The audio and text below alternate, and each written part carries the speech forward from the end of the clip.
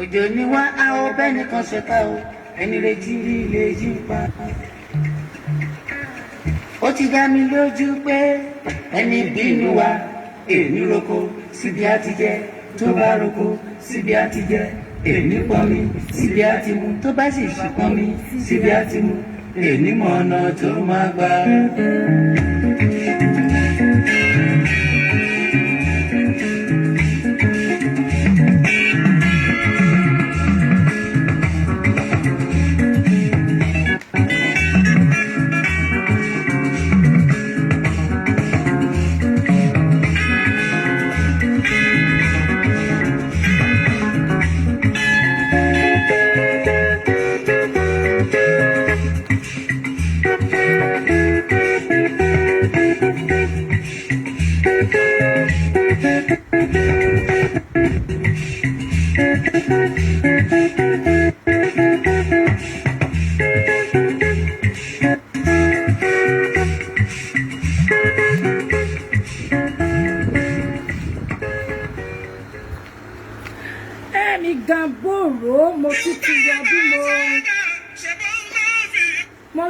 Yọ bí mo ṣe máa ń yọ ala funfun gbò láàrin irú aṣọ mo ní òkèlè àkọ́kọ́ bù ọbẹ̀ òkì wọn gbogbo ẹ̀yin olólùfẹ́ yèyé òkè agékaka ire àánú àti ayọ̀ ni ó máa bá yín ní orúkọ elédùà àmín èmi náà rèé èmi ọmọ wọn Yẹ́misí Akíndúró Abọ́sẹ̀dé ọmọ wọn Nùsálú akékaka kọ́lọ́rọ̀ ò gbọ́ tọ́lọ́rọ̀ bá gbọ́ kí ni ọlọ́rọ̀ ó ṣe ẹnu la máa fi ń rojọ́ ẹjọ́ lẹ́nìkan ẹjọ́ là ń kọ́ àkínkọ́ ìjà èmi náà ni mo dúpẹ́ ṣe sí ẹ̀wọ̀n jáde tì mẹ́yìn ní anytime bẹ́ẹ̀ ti jáde sí ojú péèjì mi péèjì amábìnrin sáré pìlì nọ́mbà mi sí ibẹ̀ yìí 32366237 ẹ̀wọ̀n ṣeré wọn ó ti join ní program ní àṣálẹ́ yìí ẹ̀wọ̀n ṣeré ojú wọn àfọ́ ọwọ́ wọn àgbékọ́lẹ̀ ẹ̀wọ̀n ní rógùn dààmú ogun ẹ̀wọ̀n ní rẹ́gọ́múra dátà náà pé náà ti lísì sí prógráàmù mi níṣẹ̀lẹ̀ sí wọn ní orúkọ Jésù ẹ̀wọ̀n ṣeré mi ẹ̀wọ̀n èjìká yóò dí aṣọ tó dúró lọ́rùn mi ẹ̀wọ̀n igi lẹ́yìn ọgbà mi ẹ̀wọ̀n igi lẹ́yìn ọgbà mi yẹ dí igi dé ọgbà mi dé ǹdó ṣubú mo dúpẹ́ náà wọ́n yẹn ṣeré Mr. Akintoye David ó ṣeré náà ti Dubai Pastor Asánláyé ó ṣeré Asánláyé ìbọn wọn kan ò mọ̀ pé ilé ayé àfọwọ́bà àfilẹ̀ ni kò sígbà tá à ní lọ gbogbo àní kú ní rèwerèwe lágbára Olódùà àṣẹ mo dúpẹ́ lọ́wọ́ kété wọ́n ṣeré àjọ àbámiṣẹ́ programu yìí sí kété platform wa ní Ude àti Ondo State in general èyí tí mo bí èdè ẹ̀wẹ́fọ̀ ní ibẹ̀ yìí náà ti fọ programu yìí jáde fi ké ṣẹlẹ̀ o ní agbègbè wa ò ké lè ṣe o kẹtọ́ wọn mọ̀ bí security ó ṣe kókó pàápàá lórí ọ̀fọ̀ Fúlàní mo tún kàn síbẹ̀ fi àkíyèsí pàtàkì lórí ọ̀fọ̀ Fúlàní ní Ude àti agbègbè ẹ̀ fi ké lè ṣe sí ohun tọ́pìkì ya fẹ́ mẹ́rin bà ní àṣà alẹ́ yìí mo ti kọ nọ́mbà mi sí ojú screen mi mo ti pín ọjọ́ òfin ẹ̀wọ̀n ilé ìpèsè náà ti ìlò òyìnbó ọ̀nà bá fẹ́ pè sí WhatsApp ọ̀nà bá fẹ́ pè sí direct call mo ti mú sí ibi ẹ̀ Honorable Gúdàwó ṣeré mo ti rí ojí àti ẹ̀bà mi Màkàrí Abáwẹ̀dẹ̀ adé ó sójú kàwó kọ́ àtìlẹ́yìn mi nígbà gbogbo ẹ̀wọ̀n ṣeré mo ti kọ nọ́mbà mi sí ojú screen ilé ọjọ́ òfin ẹ̀wọ̀n ti lè pè wọlé náà ti dá sí ọ̀fọ̀ programu ní àṣálẹ́ ìfikẹ́lẹ̀ fọ́ Mr. Lọ́fi Káyọ̀dé Samuel wo ṣeré náà ti Dubai nágbà lọ́wọ́ akérèkó délé òkè àpá ẹ̀sán o ẹrù yìí ìyá abúlé ọmọdé tú ẹ̀ àgbékáyè kámọ́lé ní orúkọ Jésù kétiwá pátá ìwé gòmí pátá ire ohun ojú ọjọ́ dé rí ire ohun ojú wọn kárí o ẹ̀mí ẹ̀sẹ̀ náà kò ó lè mú mọ́lẹ̀ palíìlì jẹ́ ẹ̀rìn àṣẹ̀jẹ̀ ẹ̀dákẹ́dá bá ti fún yàn pa wọn jàbí àwọn ibi ṣe wọn ẹ̀rìn àkàṣẹ̀jẹ̀ wọ̀wọ̀ ọ̀run làlà òun kàkẹ́ sí dámàkà mú ọ̀kan ṣe méjì dá ọjọ́ ìlọ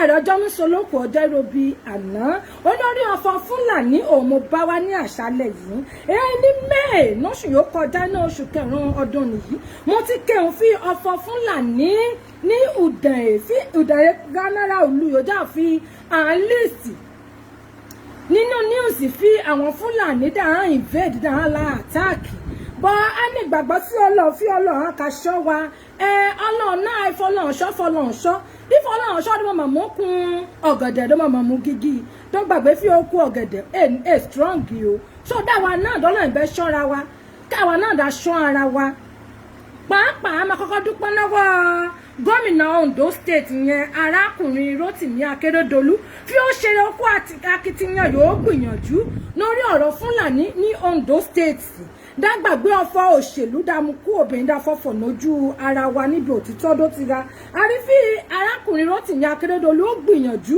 lórí ọ̀fọ̀ Fúlàní ní Ondo State ó fárígá ìgbàtúkọ̀ gan ní federal fi dààmú àyèkó ibà tí a kà sí màlúù ó tún dà wọ́n mọ̀ ó tún mèsì kò wọ́n sí ibà tí a kà sí màlúù ní Ondo State ní ilé múlẹ̀lẹ̀ ètò ààbò àwọn aráàlú Ondo State yóò jọ ń gú tí mo dúpẹ́ lọ́wọ́ gómìnà Wádìíkà mẹ́rin ba ọ̀fọ̀ ní àṣálẹ̀ yìí kẹ́tí wàá rí fi ní ọ̀sẹ̀ yóò kọjá ní Udare náà ti bí ọ̀sẹ̀ méjì bẹ́ẹ̀ yẹn agbáfíà Fúlàní ti wọ̀ dán o ìyówó àwọn àkànwé wọn ti wọ̀ ọ̀nà ọwọ́ ìnáwọlé o àwọn akẹ́yọ̀ ọ̀nà gbàdégí o wàhálà ní pọ̀dọ̀ àwọn ènìyàn kọ́dà káyà èkè ọ̀nà ìpè mí ó nígbà bá pura tó bí mo jọ dámà bù mọ́ àwọn àbí dámà mú kúrò fíyè yóò géwé bá wa ké sí ọ̀fọ̀ Fúlàní yìí ní Udare ọ̀nà mú ìgbà ọ̀nà kan pè mí lè sùn yìí máa bí akọ́mọ̀ ń yà sí ibóyá èkèdè ló ka kọ́ ọmọ lọ́mọ fi bí onísùúrù ukú yóò bá pa ẹnẹ́dẹ̀ bá ti rí un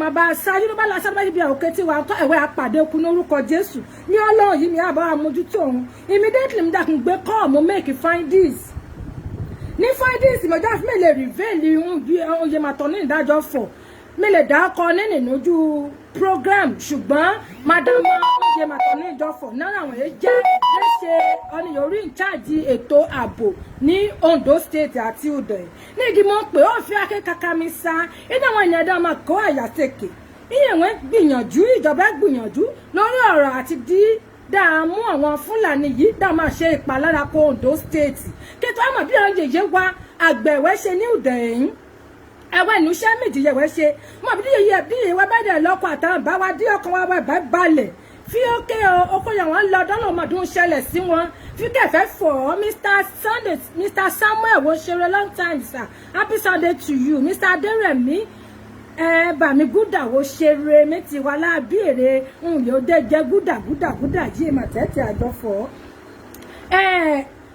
so mo wá fi ní àáfin ní agbègbè òfin èmójútó òun fi ìgbà ti fi màlúù 300 àbí kété fi èsì bóyá àwọn Fúlàní ti ṣá anybody Ọlọ́run ní dá ṣá wa lórúkọ Jésù ṣùgbọ́n ó ń bọ̀ àwọn làádẹ́ẹ̀dẹ́ òun Yorùbá dé pọ̀yìn àádẹ́ fi igi gogoro má gún mi lójú òkèrè òun ẹ̀ tí wòóyìn dé ìbáyìí tẹ̀yà paná ogun yìí bẹ́ẹ̀ wá mọ bí ìbẹ̀rẹ̀ ogun àmọ̀ yìí mọ òpin ogun nágbà lọ́hùn ogun àwọlé ti wà ní ìlú Udare o ní ìmúdẹ̀wà tún mẹ́kì kọ́ mo tún pè ní bàdá àjájà ọwọ́ wọn lórí OPC Ondo State kú èrò dáfi Fúlàní fi ẹwà olùyá ti bí ẹnà mọ̀ àjájà fi ìhàn ọkùnrin mẹ́ta yóò gan yóò dúró digbí náà ti máa yá ṣẹlẹ̀ mo fi bọ̀ ọ́ fi hàn ti yín bẹ̀ sí dáná igi náà náà gbàlégi ìyẹn bẹ̀ sí gbìyànjú mo tún gbọ́ fi àfáà dúdú ní aládé fi ọ̀nà tún gbìyànjú àtàntẹ́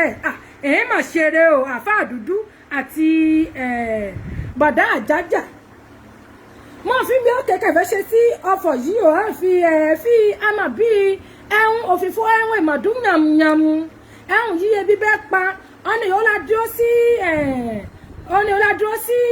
ẹ̀hún ọ̀nà ibodè fídà máa wọlé fídí Fúlàní máa wọlé òdòdí ó máa jú amada purọ́ kété wá àwọn olè oni yi olè bá mọ́ bá òun bàrà òun ọ̀nà sùn òtútù gbà mọ́ ẹ̀ṣẹ́ ni mú kankan dohun sẹ́hùn yẹn sáṣẹ́ẹ̀tì jíìn wa yìí fídí òtútù tó máa pàánù nǹkan jọ ṣé sáṣẹ́ẹ̀tì jíìn pẹ̀dẹ́ ìbà mẹ́rọ̀rọ̀ ṣáláàjì ní ṣọ́ọ̀bù àní ìdèrò ókè ọyìn fúlàní àwọn máa wọlé ní ẹsẹ̀ gbèkó máa wọlé o àbówó àwọn wọlé o àbówó ọbàjàre o ókè dàbà ní òǹrẹ̀sẹ̀ bí ṣàlùpùpù mọ́ṣíìnì ìyá olùsàrè gbé tó bí ẹ̀ dẹ́bẹ́ mọ́sẹ̀rẹ̀ ṣé àmọ̀bìnrin náà máa darọ̀rùn dẹ́yẹ mọ́sẹ̀rẹ̀ náà ti yàn níyàn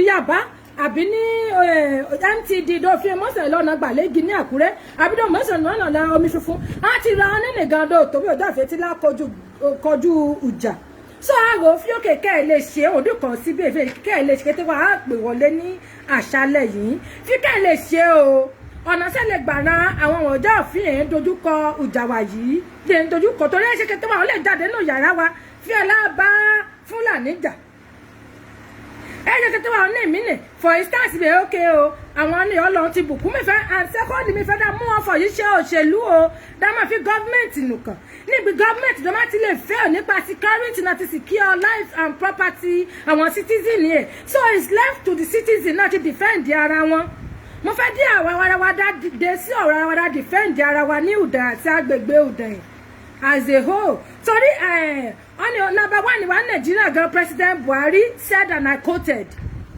ìdí àwọn gómìnà wa ìdí àlàmójútó agbègbè wọn ìdí àmọ́ yìnkẹ́tì ẹnu kò ń sọ ìgbé president bá tilẹ̀ fọ̀ bẹ́ẹ̀ náà dáwọ́ aráàlú náà dámọ̀ nínú náà sọ́wọ́ gómìnà dáwọ́ náà dá gbárùkù ti gómìnà ìgbà tí lè dojúkọ ọ̀fọ̀ Fúlàní yìí ní Udan àti Ondo state torí ìgbì ẹyẹ bá lọ sí oko dákàrà yìí dẹ́ra yè gbẹ oko ádámà bíbẹ̀yìn drought bẹ́ẹ̀ ó dẹ̀ ti drought ó ti ṣẹlẹ̀ bẹ́ẹ̀ ní ọdún yìí yóò jẹ́ fún one of the major effects yẹn affect plant wa bá plant èso òjò kíá nígbòjò bá tún jàjà wà ó fìdá tún gbẹrun ní Fúlàní dẹ̀bàrà èdè gbẹrun jíjẹ kí ìyàn kẹ̀tẹ̀ tí a pa ayé kú kébèjẹ̀ tí a pa ayé kú iṣẹ́ ìsìn white collar job dátú fìdá tún ṣe àgbẹ̀ àwọn Fúlàní ní dára èdè ṣe àgbẹ̀ òun dá fi ókè o kẹwàá lè ṣe o ànífín last week àwọn àgòrò kété wà láwọn àgòrò wà lè bá Udan mi Udan mo rí ní Instagram mo rí níbo kété à ń send ẹ̀ sí mi fi àwọn àgòrò fi àwọn mú ohun gbé àwọn Fúlàní ní jáde ní inú gbẹ́ bọ̀ ó tún jẹ́ kàyéfì ó jẹ́ ohun ìbànújẹ́ wọn yóò jẹ́ sí Èdùmẹ̀tì gbọ́ fi àwọn Àmọ̀tẹ́kùn bí lè bá gbọ́ information kúlẹ̀kúlẹ̀ mẹ́fọ̀ọ́ fi àwọn Àmọ̀tẹ́kùn kan náà wọn bí igi wọ́rọ́kọ́ òun bá wọn jẹ́yìn ẹ̀ ti dí security tó bá ṣe wà á ti àrọ́ níyà gbẹ̀yìn bẹ́bọ jẹ́ àwọn kankan ní àárín àwọn Àmọ̀tẹ́kùn dáwọn ti gba ẹ̀yìnbọn ẹbọ jẹ́ dáwọn ti gba bribe náà ti dí àwọn Fúlàní ẹ̀ tún padà sí inú oko ìmọ̀ ọkọ̀ gbọ́ information lè mú wọ́n fi is a lie mo ní ìdàtí pè náà ti make investigation dá máa fi hàn ń yóò fọ ètò títọ́ fọ̀ ní ibi ẹ̀ ibẹ̀ tí yọ sọ bẹ́ẹ̀ tí yọ gbọ́yìn o dẹ̀bá sí ọ̀fọ̀ àwọn ènìyàn mọ̀ nífọ̀ àjọ àdàbọ̀ àwọn Àmọ̀tẹ́kùn wa bẹ̀wẹ́ iṣẹ́ ìwé ṣe ń bọ̀ ọ̀ṣọ́ kínkínní ẹ má fi bàdí jẹ́ ẹ̀yin Àmọ̀tẹ́kùn Ondo state torí nǹkan tẹ́ ẹ máa jẹ má ba ọ̀la yín jẹ́ àwọn gbọ́ pé àwọn Àmọ̀tẹ́kùn gba ewó náà ti dá wọn Fúlàní náà ti dá wọn tó padà sínú oko mọ̀ bí àwọn fẹ́ ń gbórin ìbílẹ̀ náà wọ́n ti padà dá tó fi àwọn tó la kó wọn náà tún mú gbórin yìí but once ìwé bá ti ṣe once the second one that might be when to share. Let's stop deceiving ourselves. It's better, okay, you've done this. Let them give you the glory that you've done it. Let them praise you. Instead of you coming back again, láti gba bread, pé kó tún wọlé inú oko, káwọn Fúlàní tún máa bà nǹkan jẹ́. Mo ti fọ ní last month fi Udan at least sí on number 3. At least mo share link in it the last time mo ṣe program. Mo tún wo fún be mo tún share di ma ṣe tán. On ma fẹ́ ka do la ka. After Òkè Ògùn be wọ́n ti gangan be wọ́n ti attack ẹ̀. Àwọn list Ògùn state lẹ́yìn gba àwọn list Ìdànrè. Ni mo bí àwọn ẹ ṣe àwọn ìdí information de baga. De ba sí information be ka àwọn ẹ ti akato. So information en deru yo da fi o fẹ́ ṣẹlẹ̀ àjọ ká lè ṣe sí ohun yìí. Mo ya lè ṣe sí Mr. Owó Ṣàgbàwó ṣeré Bùnmi àṣírí ẹwà mi wo ṣe mi Adélẹ́yẹ wo ṣeré àánú Olúwa Adéníkẹ́ èwọ̀n ṣeré Princess Ajayi Fọláṣadé èwọ̀n ṣeré ẹ̀ka bá mi ṣe program yìí kété wá àwọn kíni ìdáwà fi wo rí ìdálẹ̀ wọ́n mà ní àbúrò sùdẹ̀ wo ní ẹ̀gbọ́n wọ́n bá fi wo rí ìdálẹ̀ fi ẹ̀kẹ́ ó mà kẹ́ gbọ̀ngbọ̀ngbọ̀n dọ́là máa dá aṣáyẹyẹ wa àtàwọn bá wa pa lórúkọ Jésù èní ṣẹlẹ̀ sí wa nígbà bàráyè inú fa ọ̀dọ̀ fi dẹ́ ìbáráyè mi ní wọlé ẹ̀ ní gúrùpù yìí mo ra náà jáàmù orí kọ́mẹ̀ntì àwọn ènìyàn dẹ́ fi ọ̀nà mú èyàn lè sùn ọ̀nà mú èyàn tó yà gbàgbà mẹ́ta dojú mọ́ ní gbọ̀ngbà fi Fúlàní fi orí aládé ọ̀nà mú èyàn sálọ sílé nẹ́bọ̀ ẹ̀sọ̀ ní fẹ́ kú àwádẹ rèé ẹ̀sọ̀ ní nábìdá wọlé wá wọlé àtijọ́ bí àbáwá nábìdá sẹ̀yìn kù ẹ́ ayéjakẹ́lẹ́ ìbẹ́ ìṣẹ̀gbọ́ ẹ̀sùn gbùndúgbù yọ́nù mú ẹ̀mú sẹ́yìn fóònù ẹ̀ òun dò mú fún Android phone ẹ̀ dòmùsùn lérò pílò ẹni tí lórí Gistlover àti gbé ehun bọ́ ẹ̀sì kí ara wa náà ti já àbá wa ní gbòǹgbò sẹ́yìn ilẹ̀kùn yẹ ń tẹ̀yìn kù ẹ́ ayéjakẹ́lẹ́ yìí kí ìlàsẹ̀ ìwẹ́ ẹ̀ lòyìn. so the individual person wọ́n yóò dáfẹ́ wọn lè mú gbára wọn la o ọ̀ní bá lè fọhùn tó fọhùn ọ̀ní bá lè rúbọ tó rúbọ ọ̀ní bá lè ṣètùtù tó ṣètùtù ọ̀fọ̀yé mi ṣe ń yà lè mú ọwọ́ tẹ́ńbẹ́lẹ́ mú mọ́ fi ẹ̀ẹ́dámọ̀ dáhùn ní ìkókó ibi ẹ̀ ó mà kàn mí ó mà kàn everybody ìjọba ọwọ́ ìjọba ẹ̀ karùn àwa ara wa kẹ́ ẹ̀ lè ṣe sí i ṣé fìgìláńtì àti OPC àti kété wọn àáfàá dúdú bí àwọn ẹ̀ ń jó táyà ẹ̀wọ̀n fìnà ẹ̀ ń dúró ẹ̀ ń ṣe kìtọ́ ọ̀ní bá wa fìnà ọ̀nà máa bí ó lè bá wa fìnà ọ̀nà máa bí ó lè bá wa ṣe ń kété ẹ̀pọ̀n dídán fídàlá kan fún social media fi àmọ̀ ti fìnà o ń yaba ti ṣe ẹ̀kú owó lẹ́nu ẹ̀díjẹ̀ kò tẹ́lẹ̀ dídòǹdò ń yaba ti ṣe lórí ọ̀fọ̀ ọ̀nì amọ̀mọ̀ náà rí wádé ń bẹ́ wá gbẹ́dà làwọ̀ ibi ẹ̀kọ́ já níbi àwọn àwòrán bẹ́ẹ̀ wọ́n dà bá wa kó wọn jáde dáàmú ẹ̀dẹ̀ la gba àbẹ̀tẹ́lẹ̀ dáàdẹ̀ la ṣí wọn á lè ní àwọn Fúlàní dáadẹ̀ padà lọ sí inú Ugbẹ́ni ṣé màbúrún yẹ bójúmu òun dáàfó ẹ̀dá stone ní dábàá máa rọ́ni bẹ́ẹ̀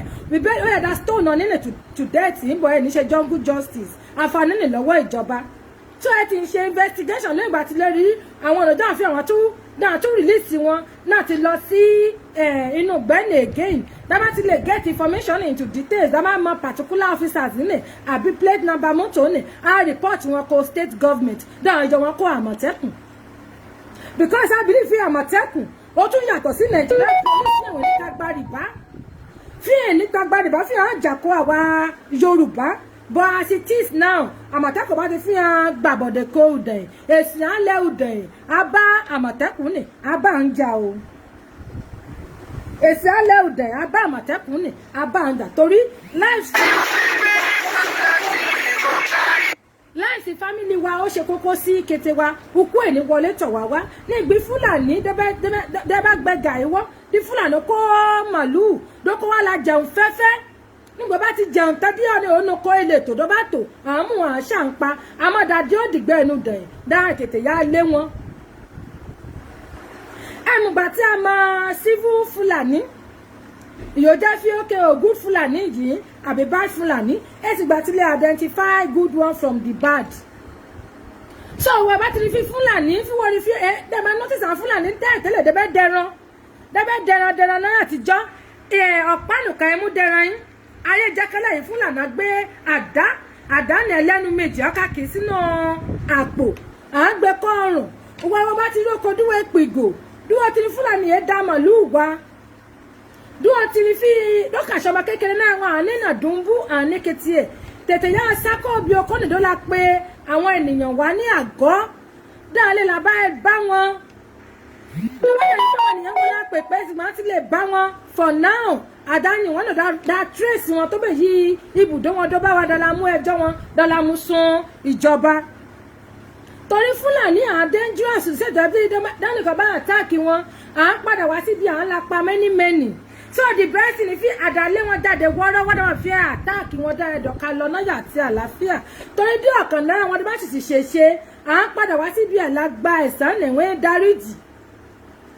Fúlàní dáríjì and life fún àwọn òbí wa àtàwọn ẹ̀gbọ́n wa àtàwọn ọmọ wa àti kété ó dẹ̀ jọgún sí wa ní Ùdẹ̀yìn ẹ̀ùdẹ̀ ìmọ̀ ní ó méjì ju àgbẹ̀wẹ̀ ń gbéra wa yín nígbì Fúlàní bá dẹ̀ tí wá bẹ́yìn náà ti ba àwọn oko jẹ́ kẹ́ẹ̀bẹ́ ẹ̀fẹ́ kojú sí wọn tí fi dá jọ àdàbò mẹ́bẹ̀yìn amádá yín ọ̀fọ̀ yín nà sọ́wọ́ ìjọba nìkan o Amafia elaba senator elaba rep elaba assembly nro adawo fi awa ara wa lawa kewe le se lam jendo wo se mo rowo e adawo fi awa ara wa lawa kewe le se na ti gbara wa le ona sa gba ohun di fona ifi kele se mo ti ko number mi sí ojú screen mi oni ma fe pe wọlé ní WhatsApp a lè pè wọlé oni ma fe pe ní direct call na ti dá sí program yìí ní àṣálẹ́ yìí aye ti sisale anytime you come back pe wọlé at least it's on any to continue program so you can call in anytime na ti be nlo from this moment on ma fẹ́ pe wọlé ó lè pe wọlé na ti phone yo da fi a lè ṣe ọ̀nà a lè gbé ngba don ma to drop call at least sí on mu e so on ma fẹ́ pe wọlé hello hello yo gemi ẹ kálẹ́ sir. Ẹ kálẹ́ mọ́ Káyọ̀dé. Okay, Mr. Káyọ̀dé. Yes, ma. Ó ti mẹ́ta. Ọjọ́ kan pẹ̀lú sà ẹgbọ́ ẹ sà. Wo ṣeré wá gidi gan, wo ṣeré wá gan rẹ̀, èmi gbádùn ètò ẹ. Hello? Ẹgbọ́ ẹ sà, ẹgbọ́ ẹ. Hello? Ẹgbọ́ ẹ sà, ẹgbọ́ ẹ. O network ó rébété kó rí line. Ìwọ ẹbẹ ti pè mí. Maka list soon you will mú gbọ́ mi. Hello? Hello? Ẹ ti gbọ́ ẹ. Bí ètò ìbọn ní kókó ọ̀rọ̀ mi, wọ́n kàn sí ọ̀rọ̀ yìí ní kí èèyàn tí ó lè gba àwọn èèyàn wa lórí ọ̀rọ̀ yìí ni bí ó ní ìbá tí mo ṣe àìsà. Ìbá tí mo bá dì í sí. Èyí ò bá dẹ̀ tí mo ló ń dè ní dèmùdí tó yẹ ti kọjú sí òun. Tó bá ti mọ̀ fi báìbù ẹ fi lè dàbọ̀ dúró tètè wọ̀nà mú ẹ o tó bá ti mọ̀ fi báìbù ẹ lè dọ̀nà dúró fi lè dàbọ̀ dúró torí àwọn èèyàn wa bí a ti ta. Ẹgbọ́ ẹ sà. Hello? Ẹgbọ́ ẹ sà, ẹgbọ́ ẹ. Àwọn èèyàn wa bí àwọn ti ta kété wọn àṣẹ̀báyé wọn àti kà á sí ẹ̀ṣẹ̀ and bẹ́ẹ̀ bá dẹ̀ ṣọ́ra ibẹ̀ yẹn lọ yìí bẹ́ẹ̀ àti àpadà sí ẹsẹ̀ ẹ̀nẹ̀ ibẹ̀ yìí dé ọ̀rọ̀ Nàìjíríà ti lọ yìí àti àpadà sí ẹsẹ̀ ẹ̀nẹ̀ tó jẹ́ pé ìwọ ìwọ ti pè pásítọ̀ ti pè ra ẹni pásítọ̀ ni bó bá tójú ẹ̀ kó yá everything. Oh, network. Hello? Hello? Hello, ẹgbọ́ ẹ. Ọ̀nì bá ti pè wọlé mà lísìn sí òyìnwó mú gbọ́ mi. Ká sọ̀rọ̀ lọ ẹgbọ́ ẹ. Ká sọ̀rọ̀ lọ ẹgbọ́ ẹ mà lísìn sí òyìnwó mú gbọ́ mi.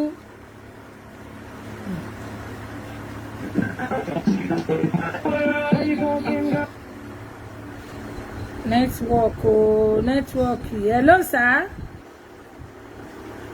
Kejìrí òye yóge. Ó fún ẹ̀ka lẹ́sà. Wo pẹ̀tọ́. Yes, sir. Olúwa ló lè tù, sir. Mo fẹ́ pọ̀ sí ọ̀rọ̀ àwọn Fúlàní dẹrandẹran yìí ní Ùdẹ̀. Nígbọ́lọ́run tó ti tú àṣírí wọn. Bẹ́ẹ̀ ti ráyè àtáàkì àwọn ènìyàn wa ní Ùdẹ̀. Bẹ́ẹ̀ni, sir. So yóò yẹ dáṣe tèmi fi ó yẹ dí kété Ùdẹ̀ pátá àwọn lọ́balọ́ba wa dáa pé mítìn. So dáa bá pé mítìn dáa ẹ̀páwà àwọn ọlọ́dẹ wa. Ẹgbọ́ ẹ̀sà. Dáa ẹ̀páwà àwọn ọlọ́dẹ wa. So dáa àwọn ọlọ́dẹ wa dáa bá ẹ̀gẹ́jì wọn dáa pléjì wọn lórí sálárì. Tó bá ti fi ní lẹ́bì yìí yóò jẹ́ sí local government ìjà àkàgbà ní ilé kọ̀ọ̀kan àbí.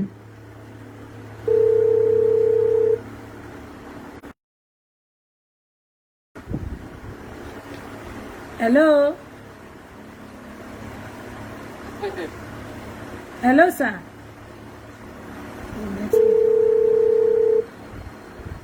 Hello.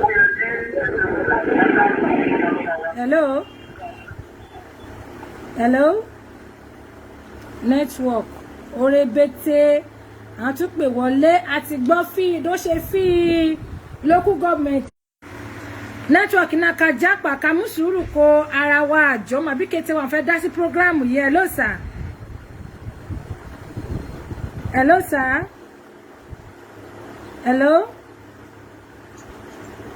Hello, sir. Oh, network. Sorry. Ẹ gbọ́ ẹ sà. Ẹ ló ṣe gbọ́ mi. Bẹ́ẹ̀ ni sà. Ní mo rántí ìgbọ̀kàn tó jẹ́ sí ní ọ̀nà Aládé sí Àkúrẹ́ níbi St. Andrews níbi high school. Bẹ́ẹ̀ ni sà. Àwọn ọlọ́dẹ àwọn fìlàtẹ́ ẹ̀ṣẹ̀ náà fi ẹ̀sẹ̀ jọba ní ọmọdé tó jẹ́ sí bó bá kọjá gan lọ́lẹ́ àwọn chẹ́ẹ̀kì ẹ̀. Ní ọ̀nà àtọ́ṣẹ̀ náà sí Oǹdó àwọn fìlàtẹ́ náà rí ẹ̀ tó jẹ́ sí lọ́lẹ́ tó bá kọjá àwọn chẹ́ẹ̀kì ẹ̀. Ó yẹ dá padà sí orí wọn ẹ̀dá lọ́balọ́ba wa àti ìjòyè wa dáa ṣe yìí ti ta pè pàdé. Okay sà. Network. Ẹ gbọ́ ẹ sà. The Bluetooth device is ready to pair. The Bluetooth device is connected successfully. Hello? Hello? Hello? Hello? Network. Hello? Hello. Hello, sir. Hello, Yoyoge. Yes, sir. Ẹ kálẹ́, sir. Ẹ kálẹ́ máa tọ́kì tí gbogbo wa náà lónìí yìí àwọn tó àpíkéèkì ẹ o. Thank you, sir. So àwọn àǹtí bẹ̀rẹ̀ gan for now bí ẹ ti make effort nílẹ̀. Okay, sir. Bẹ́ẹ̀ni to our own surprise àwọn olóṣèlú leader nù bẹ̀rẹ̀ náà bẹ̀rẹ̀ ní change bọ̀ ní ẹ̀wọ̀n ìfẹ́ support. Okay, Àwọn sir. kan àti kóra wọn jọ already ló yẹ kí àti mobilize jẹ́kí láàlẹ́ ọ̀fúlà lọ́nà iná àwọn kan ti láàlẹ́ ọ̀fúlà nìkan kó gbẹ́. Okay, Wá sir. sí ìwọ̀nyí àwọn akẹ́kọ̀ọ́ gan kódà kó jáde àwọn kan sponsor wọn nú sódà tá a bú àsìkò yìí tó bá wà make announcement kan wọn leader wa nù bẹ̀rẹ̀ dáa corporate eléyìí ìṣòro òṣèlú ìyé ìṣòro PDP ìyé ìṣòro APC Bẹ́ẹ̀ni, sir. ìjàdífẹ́ kò chẹ́ẹ̀kì ìbẹ̀rẹ̀ Ó tí ṣe Fúlàní kókó. ló máa kó wọn ti orí ẹ̀ bẹ́ẹ̀ mú Bẹ́ẹ̀ ni, sir. sódà dálé make security tí àwọn ìgbèrí oko wa kété ìbẹ̀ oko pátápátá àwọn adẹ́wẹ̀ tí kété dẹ́tí jẹun dẹ́tí gbẹ̀kú dẹ́tí ṣe kété ewu Bẹ́ẹ̀ni, sir. ètí àwọn nínú ìbẹ̀ ìdúṣẹ́ àgbẹ̀ Bẹ́ẹ̀ ni. tó dá pààrọ̀ wà dálẹ́dọ̀ kábíyèsí pẹ̀lú àwọn balisa pẹ̀lú àwọn lídà wa kété pẹ̀lú àwọn youth náà jáde dálé wọ́pọ̀ dálé protect ló wá ìtòlówó pọ̀rọ̀ fún of the kingdom wọ́n sọ̀rọ̀ ọ̀hún Oh, she mo follow ṣe rí òye ni. wo ṣe gan ni, sir. God bless you, sir. Wo ṣe rí Amen, ma. wọn, sir. Thank you, Yes, ma. sir. Kété wa àwọn ti gbọ́ ohun yìí ṣe olówó pọ̀rọ̀kù tó ń fọ̀ ń bí ìdájọ́ ìdààmú ti pátì kú àmàdàmú ṣọ́fọ́ òṣèlú security wa ẹ̀fọ́ ń bẹ̀yìn life wa ó mátà àti properties wa ó mátà ó ṣe kókó ọ́nà ọ̀bára láfíà òhèmẹ̀rẹ̀ àyè ìdìbò kó ọ̀nà kan fẹ́ wọlé yìí àjọ àdàbò kété ìwọ̀n lídàtì wa ní ìdẹ̀ abẹ̀wé okó àpawẹ́ àjọ àdàbò oníbàlẹ̀bọ̀ wa mú machine support àwọn ọlọ́dẹ̀ wọ̀nyí oníbàlẹ̀bọ̀ wa mú ewu ọ̀lẹ̀kùn àwọn kamúra epo oníbàlẹ̀ ṣe oríṣiríṣi ìrànlọ́wọ́ kò wọ́n náà ti dáhùn lè protect ń yẹ pé bọ́dà ìyẹn níbi ẹ̀ ti wọlé sí ìdẹ̀ sọ́dà àwọn Fúlàní yẹn nílẹ̀ àyè wọlé sí ìlú wa mọ́ àjọ àdàbò àsupport kété lọ́balọ́ba níjòyè líjòyè mo bẹ̀wé àdàbọ̀ ẹ̀wọ̀n bà mí mo bẹ̀wé ìgbà tí a ṣe òdè ìdó tí a san ìgbà tí a ṣe òpàdé díkẹ́tẹ̀ ẹ̀dá san àwọn obìnrin.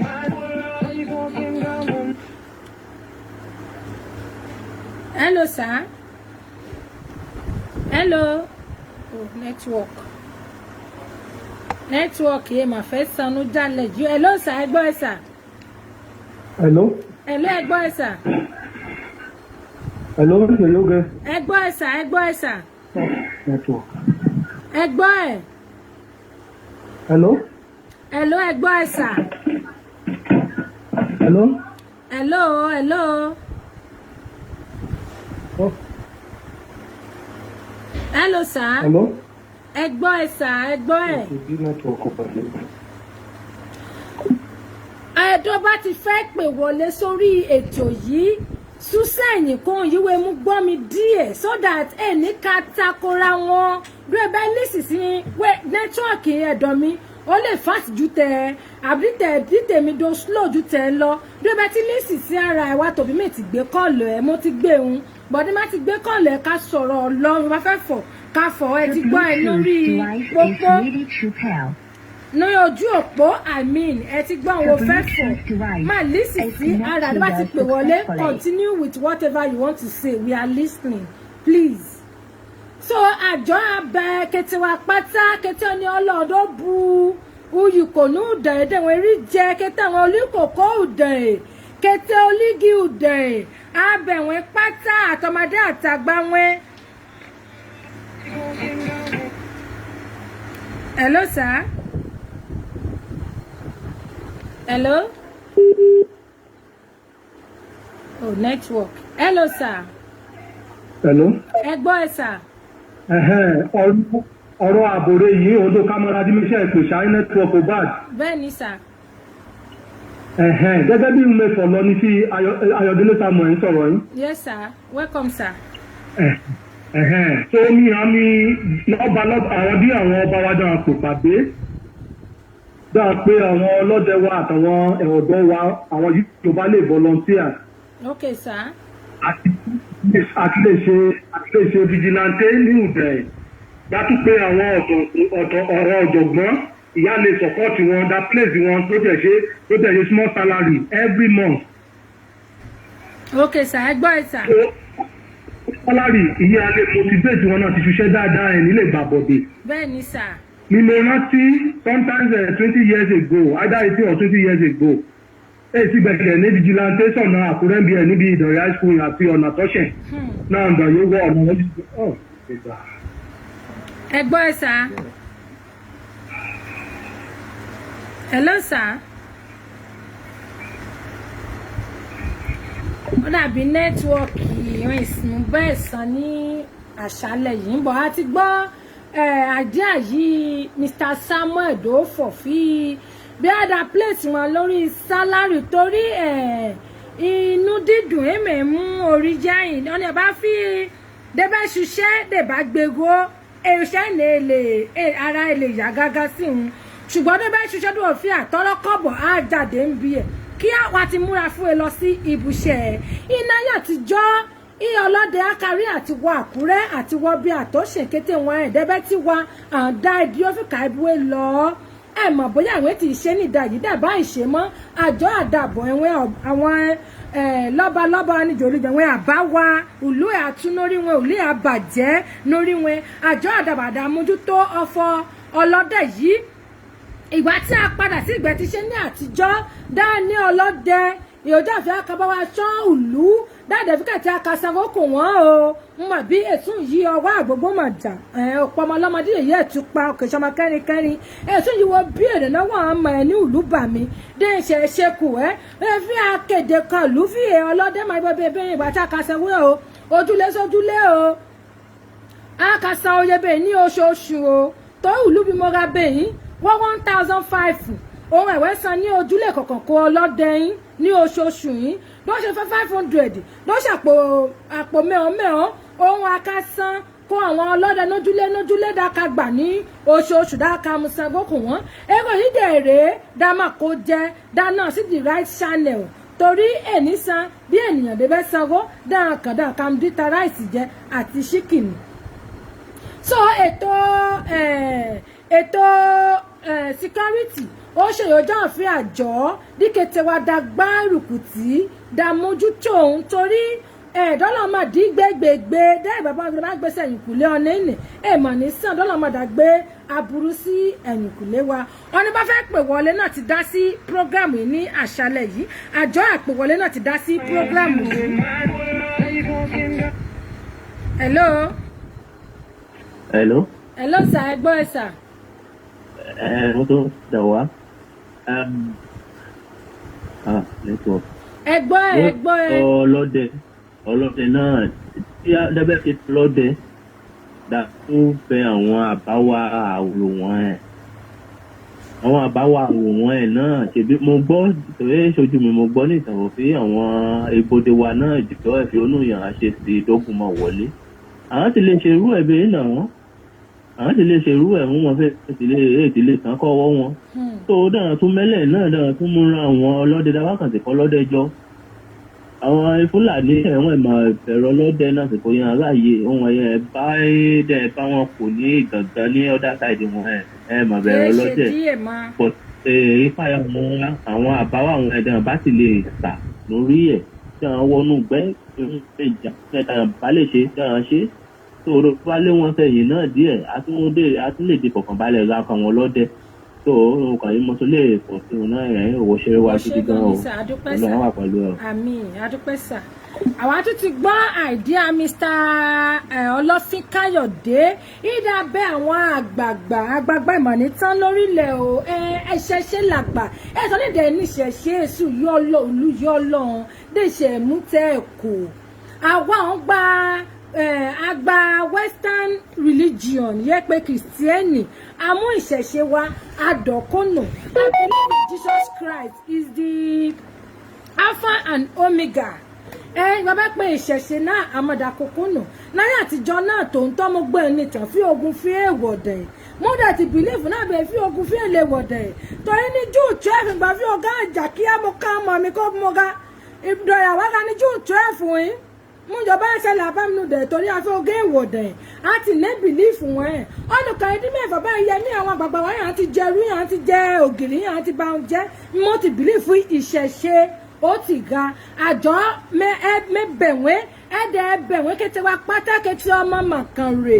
ní kété bí àwa ga ní orílẹ̀-èdè àgbáyé ẹbẹ́ àwọn àbá wa àwọn yèyé wa yóò mọ nípa ìṣẹ̀ṣe dáa lè bá wa ṣe oríṣiríṣi jẹ́ fi ẹ̀bẹ́ ṣeun dojú ayédè sí kó bóde kà ní wá síbi ẹ̀ àjọ yàrá lè ṣe dojú fúlàní dáa sí kó ùdà èdè ní wá sí ùdà ègédégédé ńnà bá lè ṣe dẹ́fí ùdà ní wá lọ́jà fi alẹ́ka ṣe ọ̀gbìn wa alẹ́ka tà alẹ́ka rà láyọ̀ àti àlàáfíà ẹ̀ní kárí inú fo àyàfo àjọ dámọ̀rí ìdààmú ní bálẹ̀ bá wa ṣe wọ̀nyí àwọn lọ́balọ́ba wa bẹ̀ wọ́n níjòyè níjòyè ìlú àtún orí wọn ìlú àbàjẹ́ lórí wọn èyí dáadáa wa tó sánú lóyìnbó tó fi àyìn ládàá kọ́mpìnì sí ìlú dẹ̀rù ká bá wọn fi àjí ń pa fi àpàwọn àjàmọ̀tò tó ojú bí ọ̀fọ̀dọ̀ tó ti fi àkàfímẹ̀ ìwà olé mọ́ dàmá ìbò pa mí dojòkó lòyìnbó pa nígbàgbẹ́ tí gbọ́ oríṣiríṣi fi nàìjíríà san ẹlò ayé pa ọ̀nìbáwá olé alùpà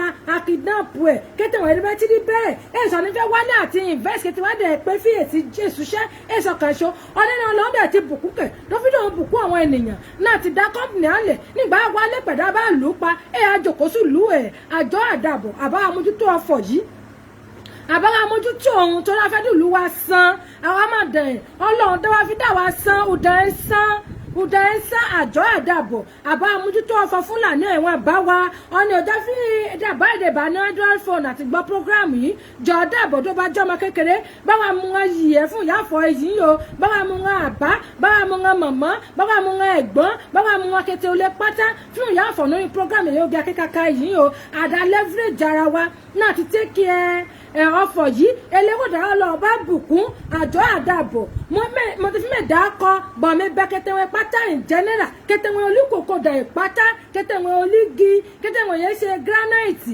kẹtẹ́wẹ́ kọ́ gráfù kẹtẹ́wẹ́ ṣe kẹtẹ́ pátá mo bẹ̀ wọ́n kẹtẹ́ eléwòdà ìpátá àdàbọ̀ àbáwá attend sí ọ̀fọ̀ yìí ọ̀nẹ́bálẹ̀ ra machine kò wọ́n ọ̀nẹ́bálẹ̀ ra epo sí machine ọ̀nẹ́bálẹ̀ wà ra generator gan ìyá kàtà síbi ẹ̀dúnnáàtọ̀ ọ̀nẹ́bálẹ̀ bá ń ṣe solar light sí ibi entrance ìlú àjọ ìdàbẹ̀ àwọn leaders wa àwọn olóṣèlú àjọ irrespective of any political party àjọ mẹ́tò fọ́fọ́ party bẹ́ẹ̀ tí ó kàwé pẹ̀lú party ìgbùlù tó tí a san òun tèmi wọn ní báwo ló fi mo fẹ́ ṣòṣèlú o mèké kò lù fi báwo ti jáde sí ìgbà fẹ́ jáde fún òṣèlú èso nìyá bí dáadọ́ lè dá mi dúró dí mà jáde torí it's my civil right as a civil Nigeria náà ti jáde fún òpó but for now mẹ́tì rí any party mẹ́lẹ̀ ṣe máa fọ̀ ní program yìí I belong to everybody and I belong to nobody ń dọ̀bá tí a mú dàn ìsan òun mo ti wà after no go program yìí oge yìí o